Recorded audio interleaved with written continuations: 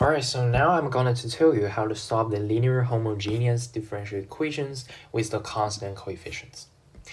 So let's first work on the second order differential equations.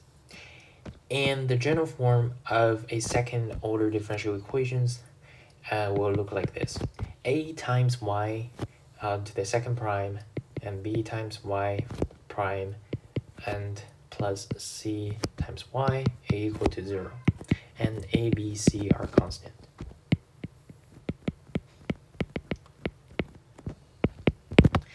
So it's linear here because we solve for those independent variable y and their corresponding primes. If they are not something like they are raised to the second powers or they times a independent variable something, because a, b, c are constants. So in this way we call them linear. They are homogeneous because on the right hand side of the equations it's equal to 0. And it's with the constant coefficient, as we can see. And the tools we're trying to solve for this second order differential equations is called the characteristic equation.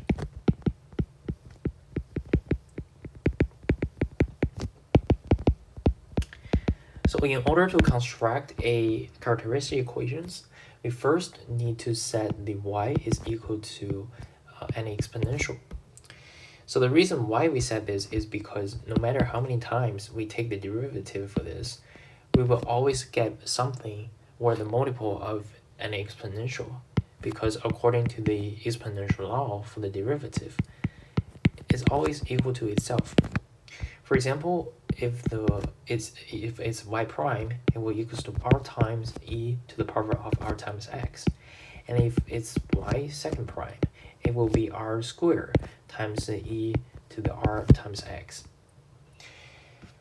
So this will actually help us to simplify our calculations. And now we can put this, substitute them back to our differential equations, and we can get the characteristic equations.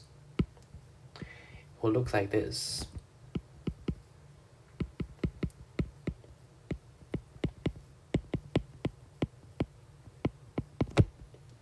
And then we can factor the common terms out. It will look like this.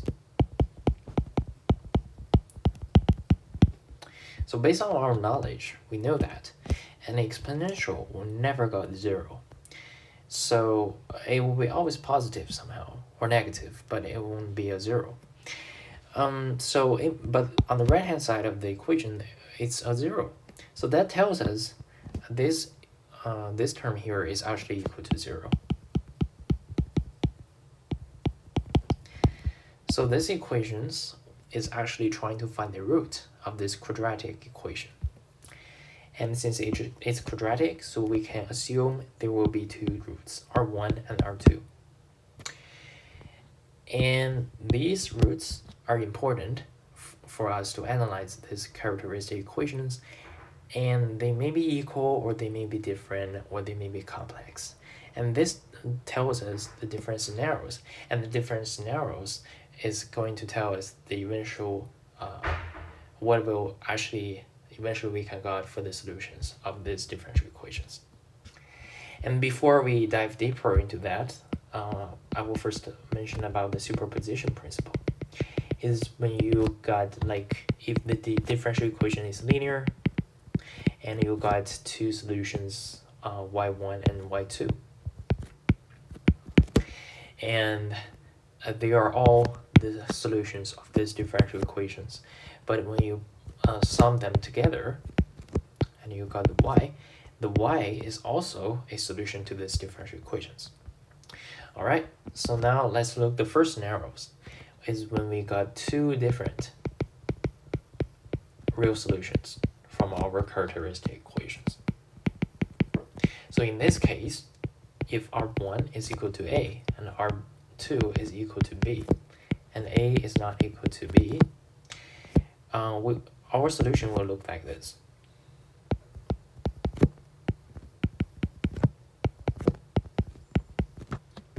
So basically we just put the roots we get to the index of the exponential terms, and then we assign c1 and c2, which are two constants.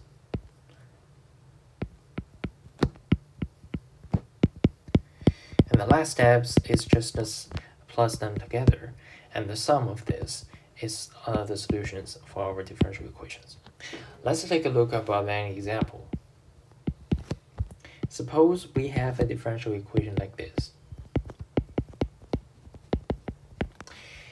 and we are trying to get the characteristic equations. And suppose the characteristic equations, the independent variable is r. So a trick here is the number of the derivatives you take for the independent variable inside the differential equations is equal to the power of the independent variable of the characteristic equations. So here we take the second derivative of the y. So it corresponds to the r squared in our characteristic equations. And for the constant, you just drop it down. You didn't change anything. And the y, you take y prime here just equal to the r. And the constant, you drop it down. And at here, you didn't take any derivative.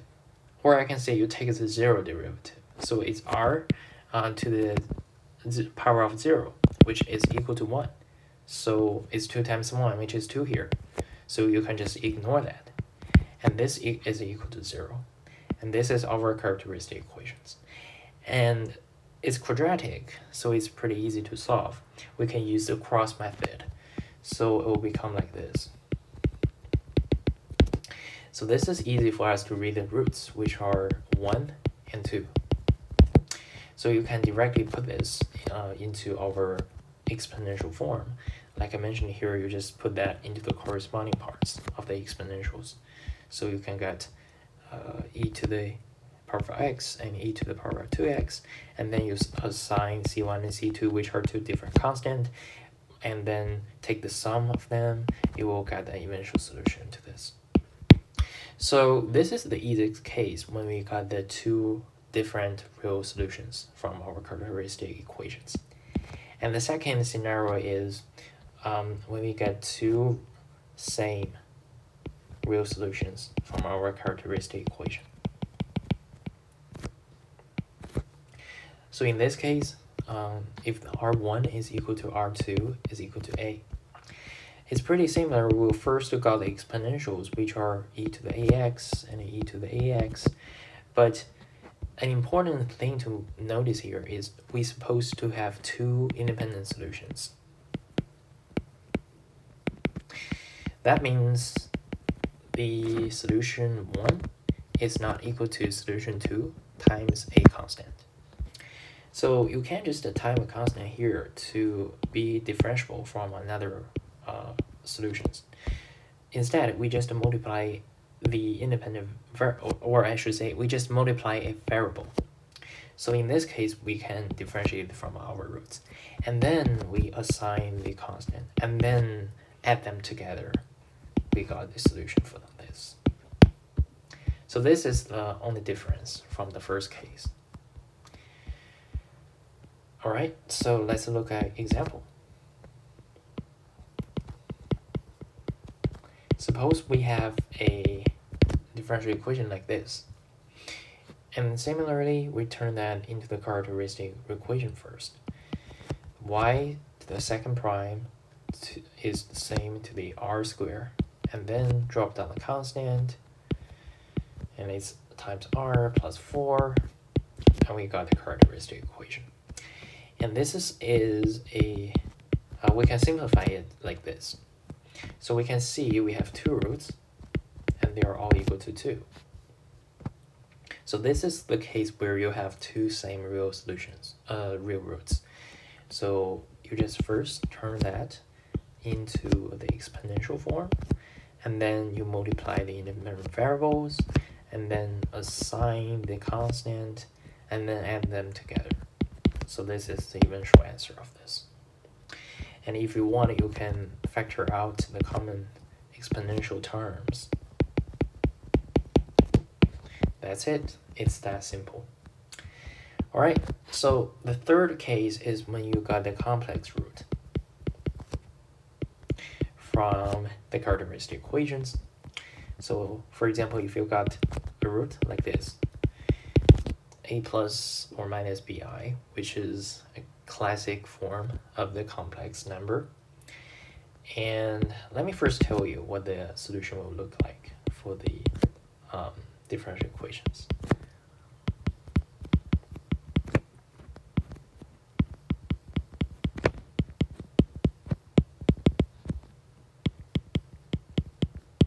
It will look like this. You just put the A and B to the corresponding part. But how we got this equation? It's actually pretty similar to the first case and the second case. You also put this r into the exponential. You put the r into this part, so it will become like this.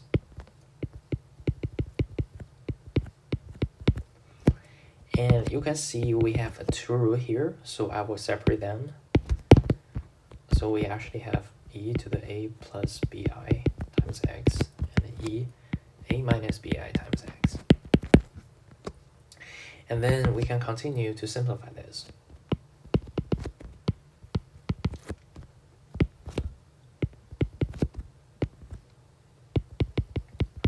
Right, this is the exponential law.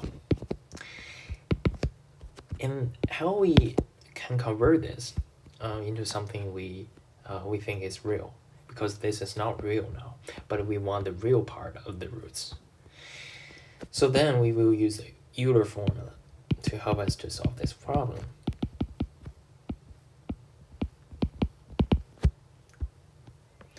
The Euler formula states that when you have e to the I times theta, where theta is the independent variable, it will actually equal to cosine theta plus I sine theta. So we put that here. We can turn this term into something like this.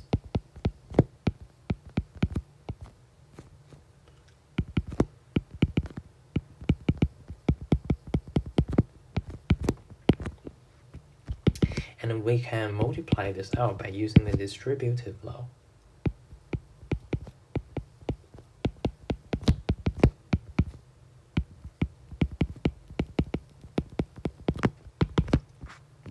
So in this case, we will get a complex number, but like I said, we want the real part of the solution.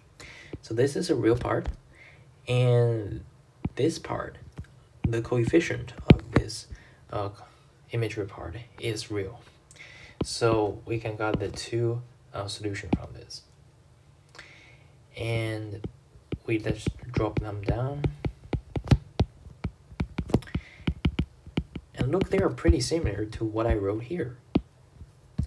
The only difference is we add a constant here, and we add them together, and we factor out this exponential term, and then we will got this solutions at here. So this is the way we got this. All right, let's look at my example. And suppose we have a differential equation like this. And same, let's convert that into the characteristic equation. And this time I will use the quadratic formula. So the r will equals to, let's first write out these constants. The a is equal to 1, b is to -2, and c is equal to 5. So the formula, like this. And we can simplify it. Substitute into the numbers, and it will equal like this. This is what we got. And like I said, if we got something, the complex number looked like this, we can directly write out the solutions. So a is 1 in this case, and b is equal to 2 in this case. So it will be, the y will be e to the ax cosine c1 times cosine bx plus c2 sine bx. So substitute in will be like this.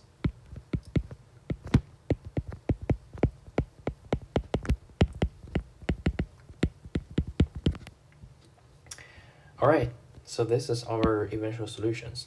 when the situation we got a complex number from our characteristic equations. And finally, let's summarize what we said.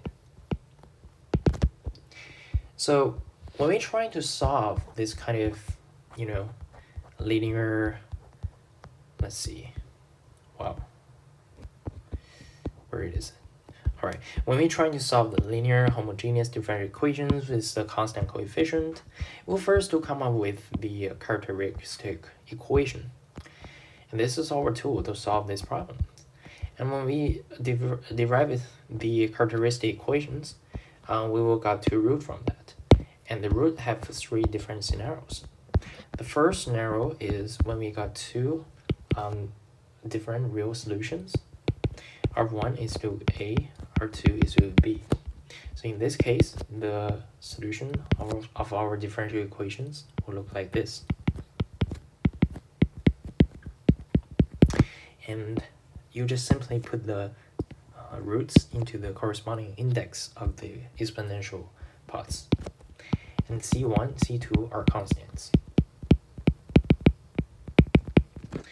All right, so the second case is when we got two roots where they have the same value.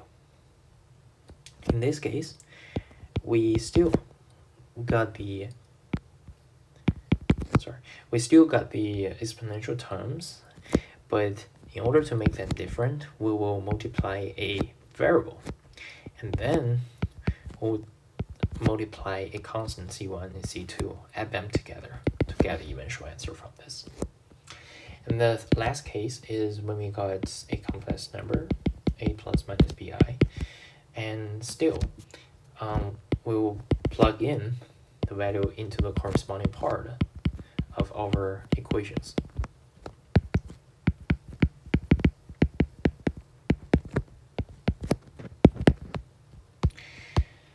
And notice that the important assumption we make before we apply this formula is first we let the y is equal to e to the power of r times x, so that we can have these formulas. And the second is we implicitly use the superposition principle, where we got the two solutions, but we add them together, and this sum is still a solution to these differential equations.